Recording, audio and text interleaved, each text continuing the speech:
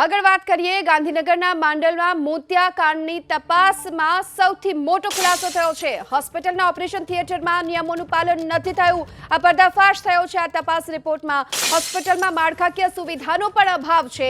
રામાનંદ હોસ્પિટલમાં જરૂરી સ્ટાફની પણ અછત છે। આ સાથે દર્દીઓની વિગતોની જાળવણીમાં પણ બેદરકારી સામે આવી। આરોગ્ય વિભાગે આ હોસ્પિટલમાં ઓપરેશનની કામગીરી માટે અત્યારે રોક લગાવી દીધી છે। આ સાથે ફાઇનલ રિપોર્ટ બાદ વધુ કાર્યવાહી પણ હાથ ધરવામાં આવશે। તો માંડલમાં મોતિયાકાંડના તપાસ રિપોર્ટમાં સૌથી ગંભીર આરોપ અને ગંભીર ખુલાસો એ થઈ રહ્યો છે કે કોઈ પણ જાતના નિયમોનું પાલન હોસ્પિટલના ઓપરેશન થિયેટરમાં નથી થયું। જે આંખની હોસ્પિટલ છે ત્યાં તારીખ 10 જાન્યુઆરી 2024ના રોજ ઓપરેશન થયેલા હતા 29 દર્દીના, અને જેમાં આંખોને મુશ્કેલીના મેસેજ મળેલા, જે અન્વયે અમોએ 15 તારીખે સાંજે 6 વાગ્યા બાદ ખબર પડેલી તો તુરત જ કમિટી બનાવેલી। એક કમિટી 15 તારીખે જ વિઝિટ કરી આવી, જે એડમિનિસ્ટ્રેશન કમિટી હતી, કે સ્થળ ઉપર હકીકત શું છે, દર્દીઓ દાખલ છે કે કેમ, ઓપરેશન થિયેટરની સ્થિતિ શું છે, એક જનરલ વિઝિટ માટે, કે જેથી કરીને અને કેટલાના ઓપરેશન થયા હતા તો થોડીક બેઝિક માહિતી મેળવવા રાત્રે 8 વાગ્યા બાદ CDHOના અધ્યક્ષસ્થાને એક કમિટી મોકલી દીધી।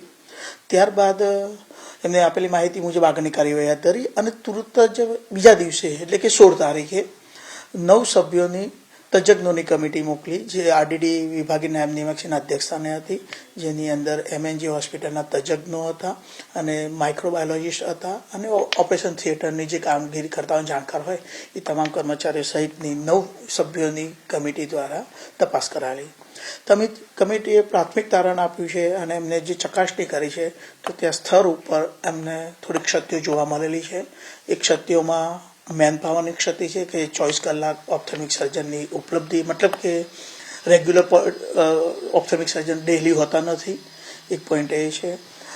સ્ટાફની પણ કમી જોવા મળેલી છે, ટેકનિકલ સ્ટાફની કમી જોવા મળેલી છે। ઓપરેશન થિયેટરની અંદર જે પ્રોટોકોલ મુજબનો ઇન્ફેક્શન માટેની કાર્યવાહી કરવાની થતી હોય તો એ પણ એક પોઈન્ટ ઉપર એમ જોવા મળેલું છે કે એમાં પણ થોડી ખામી દર્શાવેલી છે।